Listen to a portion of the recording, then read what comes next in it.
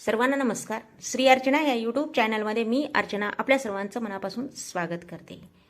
आजच्या आधुनिक लग्नामध्ये अनेक परंपरा बदलल्या, काही लुप्त झाल्या, पण अजूनही एक सुंदर परंपरा प्रेमाने जपली जाते, ती म्हणजे व्याही भोजन. दोन कुटुंबांना जवळ आणणारी, मान सन्मान जपणारी आणि नव्या नात्यांची गोडी सुरुवात करणारी ही परंपरा आजही अनेक घरामध्ये तितक्याच उत्साहात केली जाते. व्याहींना औक्षवण, मानपान, प्रेमाने वाढलेले जेवण यामागचं खरं सांस्कृतिक महत्त्व काय आहे, चला जाणून घेऊया. लग्नातील व्याही भोजनाचं सुंदर असं महत्त्व. पहिले आपण व्याही म्हणजे काय हे बघूयात. वधू आणि वर यांच्या आईवडिलांमध्ये निर्माण होणारे नवीन नातं म्हणजे व्याही.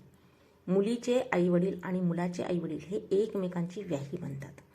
लग्न हा फक्त दोन व्यक्तीचा संबंध नसतो, दोन कुटुंबाचा मिलाप असतो. त्या मिलापाची सुरुवात प्रेमाने व्हावी म्हणून काही भोजनाची परंपरा येते.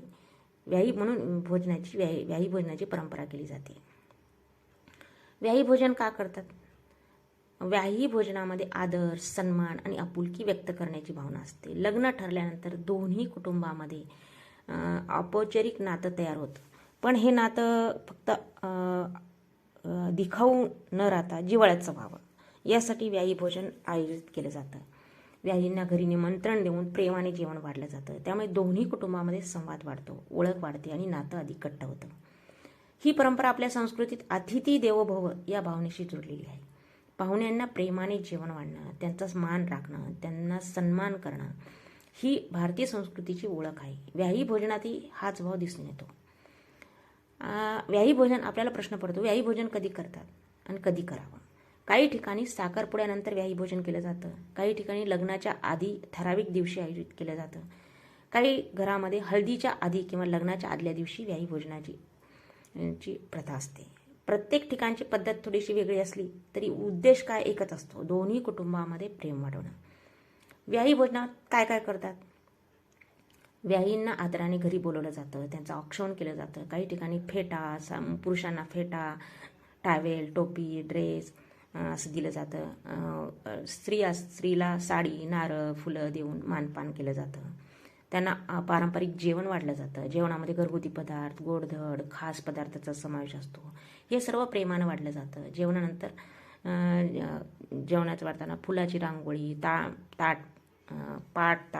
करून त्यांचं जेवण आपुलकीनं आणि खूप काही ठिकाणी डेकोरेशन पण करतात. सुस्वागतम म्हणून त्यांना व्याहींना बोलवलं जातं व फुलांचं पायघड्या गाठल्या जातात, वरून फुलं उधळली जातात. म्हणजे डेकोरेशन छान करून समया वगैरे लावून त्यांचं जेवण केलं जायचं आणि केलं जातं. पहिले जात होतं आणि आता पण प्रथा आहे. या परंपरेत एक सुंदर भाव दडलेला आहे की मुलगी किंवा मुलगा देताना दोन्ही कुटुंबामध्ये भावनिक नातं तयार व्हावं.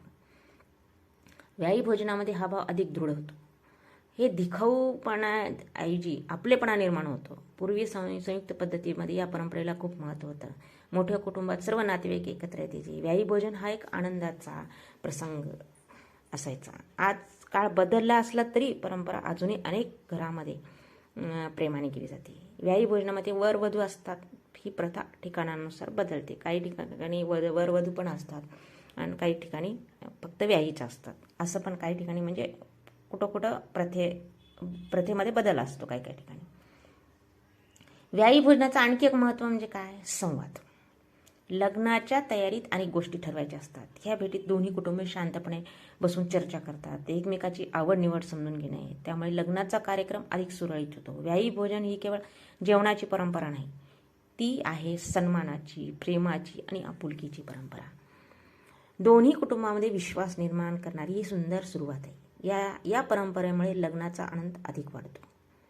म्हणूनच लग्नात व्याही भोजन ही परंपरा केवळ एक विधी नसून दोन कुटुंबांच्या हृदयांना जोडणारा सुंदर असा सेतू आहे. प्रेम, सन्मान, आपुलकीची ही परंपरा आपल्या संस्कृतीची ओळख आहे.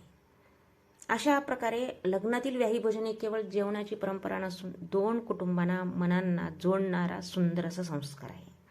या निमित्ताने व्याही एकमेकांना भेटतात, संवाद साधतात, आपुलकी वाढवतात आणि नव्या नात्यांची सुरुवात प्रेमाने करतात. औक्षवण, मानपान, आदरातिथ्य, प्रेमाने वाढलेलं जेवण, या सगळ्यातून भारतीय संस्कृतीतील स्नेह आणि जिव्हाळा स्पष्ट दिसून येतो. कारण अशाच छोट्या परंपरा मोठी नाती निर्माण करतात. व्याही भोजनामध्ये अजूनही आपल्याला आपल्याला जर हौस असली तर अजूनही बऱ्याच अशा काही गोष्टी आपण ह्याच्यामध्ये करू शकतो. त्यांचा मानपान म्हणा किंवा त्यांचं औक्षवण, त्यांना आणि दुसरे काही लग्नातल्या काही एखाद्या वेळेस काही विधी असल्या ते कुठं करायच्या, काय चर्चा, हे सुद्धा ह्या जेवणाच्या निमित्तानं दोन्हीकडच्या कुटुंबामध्ये केलं जातं. सगळ्यात महत्त्वाचं हे व्याही भोजन म्हणजे आपुलकी, प्रेम हेच आहे. म्हणूनच लग्नात व्याही भोजन ही परंपरा जपणं केवळ एक विधी पूर्ण करणं नाही, दोन कुटुंबाच्या नात्यांना प्रेमाने घट्ट करणं आहे. अशा सुंदर संस्कारामुळेच आपल्या संस्कृतीची ओळख टिकून आहे आणि नात्यामध्ये ऊब कायम राहते. परंपरा जपली तरच संस्कृती जिवंत राहते. जय संस्कृती, जय परंपरा.